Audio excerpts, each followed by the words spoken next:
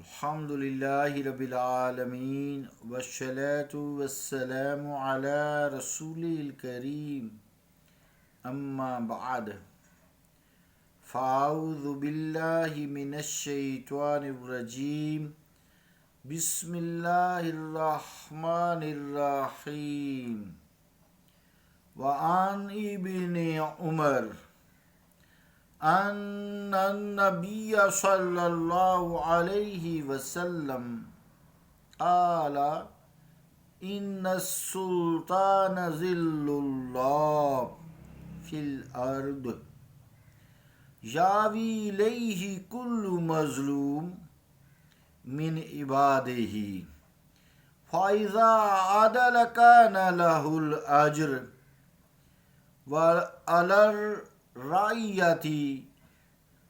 الرعیة الشکر وَإِذَا جَارَ كَانَ عَلَيْهِ الْإِسْرُ وَعَلَى الرَّعِيَّةِ الصَّبْرُ۔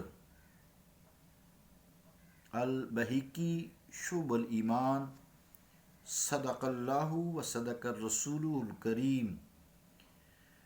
عزیزان گرامی قدر، السلام علیکم ورحمۃ اللہ وبرکاتہ۔ حدیث پاک کا ترجمہ سماعت فرمائیں۔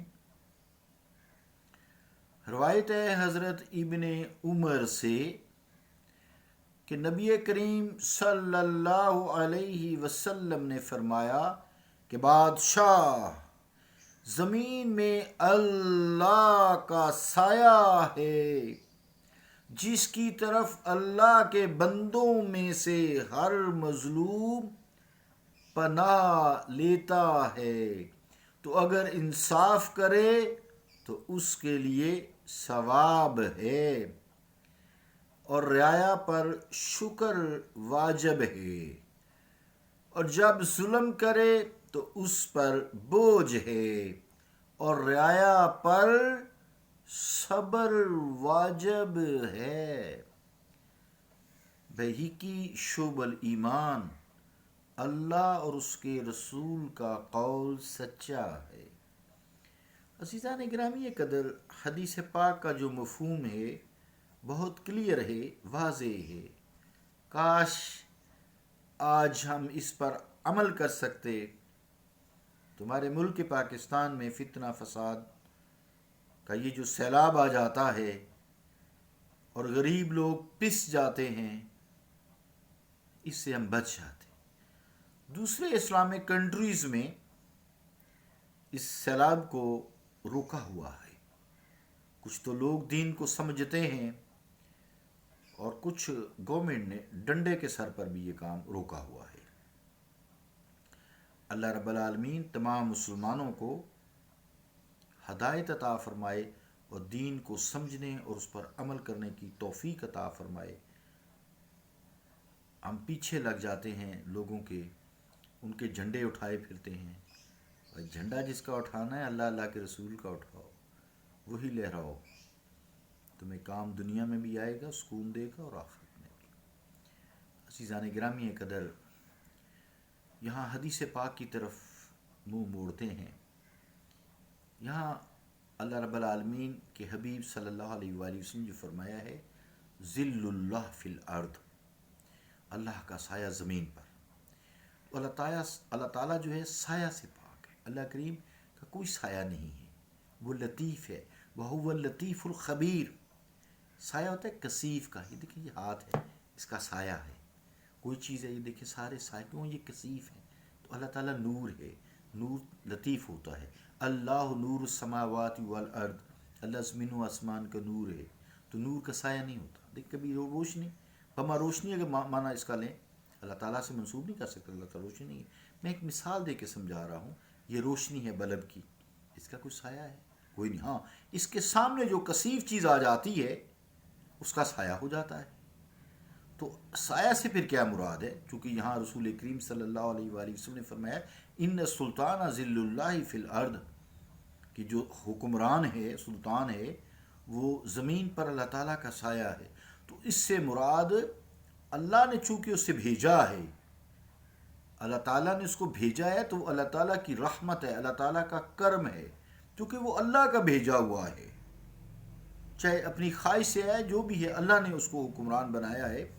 تو سایہ سے مراد رحم و کرم ہے، کہ جیسے درخت کے سایہ میں دھوپ سے پناہ لی جاتی ہے، سستایا جاتا ہے، آرام کیا جاتا ہے، سکون ملتا ہے، ایسے ہی لوگوں کے شر سے بچانے کے لیے سلطان رعایا کے لیے ایک سایہ ہے، کیونکہ سلطان کی پناہ میں، سلطان کی پروٹیکشن میں عوام کو پروٹیکٹ کیا جاتا ہے ظلم و ستم سے۔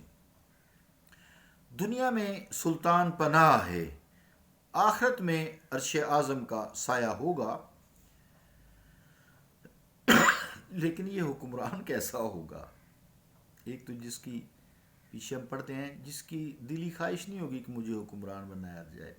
یہ ووٹوں شوٹوں والے سارے، ووٹوں نوٹوں والے، یہ سارے جو ہے نا ووٹوں نوٹوں والے، نوٹ دے کے ووٹ لیتے ہیں، یہ سارے فارغ ہیں، یہ اس معنی میں اللہ کے سایہ میں نہیں آتے۔ تو چونکہ یہاں سایہ سے مراد جو ہے رحمت ہے، کرم ہے، تو رحم دل منصف، عادل بادشاہ، عادل سلطان اللہ تعالیٰ کیا بھیجا ہوا ہوتا ہے۔ ظالم بھی تو اسی کا بھیجا ہوتا ہے نا، کیونکہ وہ اختیار غلط کرتا ہے اپنا پھر استعمال، تو اور اپنی خواہشوں سے ووٹ دے دے کر، نوٹ دے دے کر حکمران بنتا ہے۔ حکومت اللہ ہی دیتا ہے، قل اللہم مالک الملک تؤتی الملک من تشاء وتنزع الملک ممن تشاء۔ اے مصطفیٰ فرما دیجئے کہ اللہ تعالیٰ بادشاہ ہے، حاکم ہے ساری کائنات کا، جسے چاہتا ہے بادشاہ دے دیتا ہے، جسے چاہتا ہے چھین لیتا ہے۔ یہ قرآن ہے۔ تو بہرحال اللہ تعالیٰ کی جو عادل انصاف پسند حاکم ہے، بڑی نعمت ہے، اور ظاہر ہے کہ ایسی نعمت اگر عوام پر ہو جو عوام کو سکون مہیا کرے، تو عوام پہ واجب ہو جاتا ہے شکر۔ شکر شکر صبر سے بہتر ہے، چونکہ شکر نعمت پر کیا جاتا ہے اور صبر مصیبت پر کیا جاتا ہے، جیسا کہ اگلی حدیث سے وضاحت ہے اس کی، کہ شکر بڑی نعمت ہے، صبر سے بہتر شکر ہے۔ اب اگر اللہ تعالیٰ کا یہ بھیجا ہوا یا خود چاہت سے آیا ہوا ہوتا ہے، یہ ظالم ہے، عوام پر ظلم کرتا ہے، عوام کی حق تلفی کرتا ہے، تو یہ اللہ تعالیٰ کا ذل نہیں ہے، بلکہ یہ شیطان کا سایہ ہے۔ مگر آیا یہ ارادہ رحمان سے ہے، اللہ تعالیٰ کے حکم کے بغیر تو کوئی چیز نہیں ہو سکتی نا، اور قرآن کی آیت بھی میں نے پیش کی ہے۔